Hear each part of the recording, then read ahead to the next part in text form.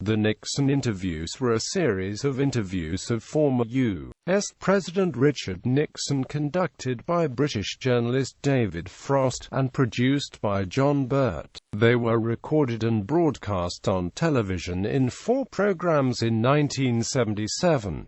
The interviews later became the central subject of Peter Morgan's play, Frost-Nixon, in 2006. Background: after his resignation in 1974, Nixon spent more than 2 years away from public life. In 1977, he granted Frost an exclusive series of interviews. Nixon was already publishing his memoirs at the time. However, his publicist Irving "Swifty" Lazar believed that by using television Nixon could reach a mass audience.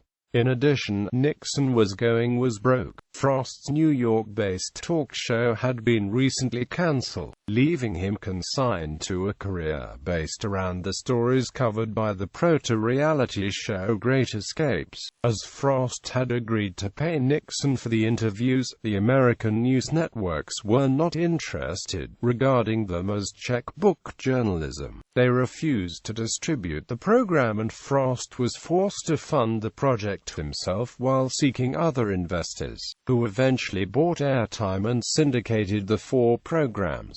Frost recruited James Reston, Jr., and ABC News producer Bob Zelnick to evaluate the Watergate minutiae prior to the interview. The research allowed Frost to take control of the interview at a key moment, when he revealed details of a previously unknown conversation between Nixon and Charles Colson. Nixon's resulting admissions would support the widespread conclusion that he had obstructed justice.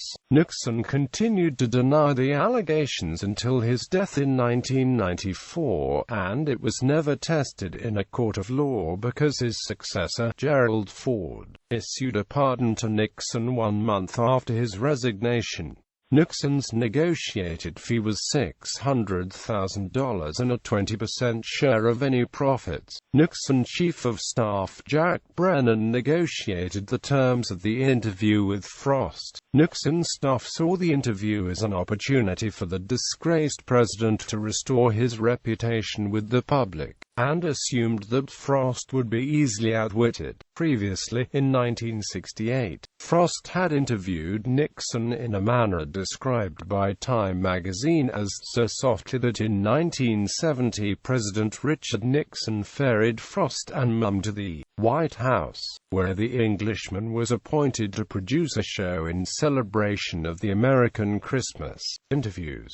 The 12 interviews began on March 23, 1977, with 3 interviews per week over 4 weeks. They were taped for 2 hours a day on Mondays, Wednesdays and Fridays, for a total of 28 hours and 45 minutes. The interviews were managed by executive producer Marvin Minoff, who was the president of Frost's David Paradine Productions, and by British current affairs producer John Burt.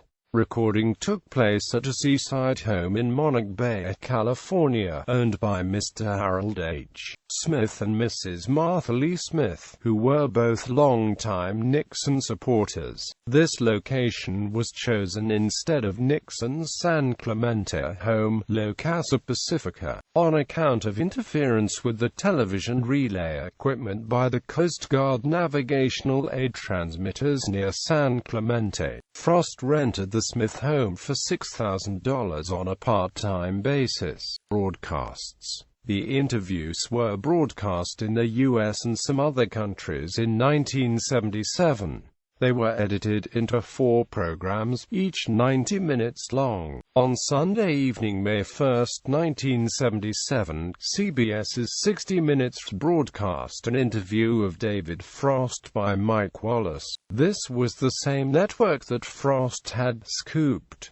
Frost talked about looking forward to Nixon's cascade of candor. The interviews were broadcast in 4 parts, with a 5th part containing material edited from the earlier parts broadcast months later. The premiere episode drew 45 million viewers, the largest television audience for a political interview in history, a record that still stands today. In Part 3, Frost asked Nixon about the legality of the president's actions in the context of American national security. Nixon replied, "Well, when the president does it, that means that it is not illegal."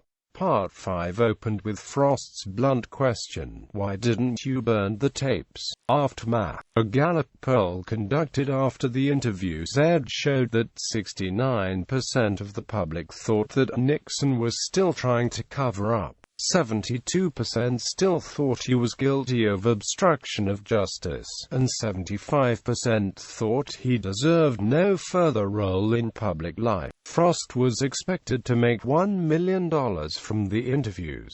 DVD releases. There have been several releases on DVD featuring different edited presentations of the interviews, the first of which is generally focused on clips from the first segment on Watergate with additional commentary, whereas the extended release features the complete interviews in the original 4 segments just as they were broadcast in 1977.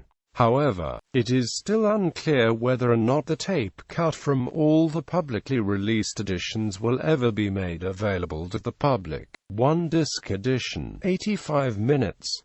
2-disc edition, 377 minutes.